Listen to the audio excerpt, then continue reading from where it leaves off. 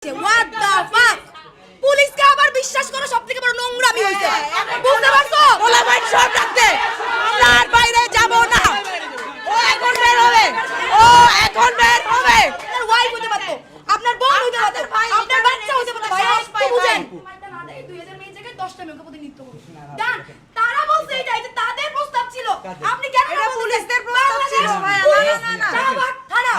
আপনারা তাদের বিরুদ্ধে যে অভিযোগটা আনছেন এটা আর ভাই আমাদের যদি আর্মি দরকার পড়তো আমরা ক্যান্টনমেন্টে যাইতাম আমরা ভাইরা আমাদেরকে তাহলে হচ্ছে আপনারা আমাদের সাথে আমাদেরকে নিয়ে খেলছেন ভাইয়া তাহলে আপনারা ভাস্কর্য যাবে তাহলে আমরা প্রথম প্ল্যানে থাকি তাহলে আমরা প্রথম প্ল্যানে থাকি আমাদেরকে বলা হইতেছে আর্মি আর পুলিশ মিলে এটা হবে না না পুলিশের পক্ষ থেকে একটা স্টেটমেন্ট দিয়ে এখন চেঞ্জ করা যাবে না 4 ঘন্টা স্টেটমেন্ট যা আমাদের একটু যদি এই স্টেটমেন্টও দেয় আমি ওই স্টেটমেন্টের জন্য দুঃখিত না আপনি দুঃখ না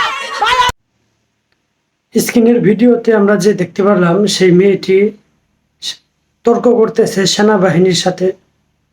আমরা জানি যে পুলিশের থেকে কঠোর পদক্ষেপ নেই সেনাবাহিনী, কিন্তু সেনাবাহিনী সেখানে নীরবতা ভূমিকায় পালন করতেছে এবং কি ধৈর্যের পরিচয় দিয়েছে। সেনাবাহিনীদেরকে স্যালুট জানাই। আর মেয়েদের সঙ্গে কি ঘটনা ঘটেছে এই বিষয়টা বিস্তারিত আপনাদেরকে বলবো, সম্পূর্ণ ভিডিওটি দেখতে থাকুন। এই মেয়েগুলির দাবি হচ্ছে তাদের বান্ধবীকে ধর্ষণ করেছে ওই ছেলেটি, একটি ছেলে। তো সেই ছেলেকে সহ থানায় নিয়ে গেছে। থানায় নেওয়ার পরে পুলিশে কিছুক্ষণ সময় চেয়েছে, তারপরে তাদের যে দাবি আছে তার শাস্তির দাবি পুলিশের কাছে বলছে। তো এর ভিতরে কিন্তু পুলিশে সেনাবাহিনীকে আনছে। সেনাবাহিনী আনার পরে সেই মেয়েটি তাদের দাবি তুলে ধরতেছে। তারা বলতেছে যে তারা 10 জন মেয়ে 10 মিনিট সময় সেই রেপারকে তারা পিটাবে, তাদের ইচ্ছা মতো একটি রুমে নিয়ে ইচ্ছা রকম ধুলাই করবে।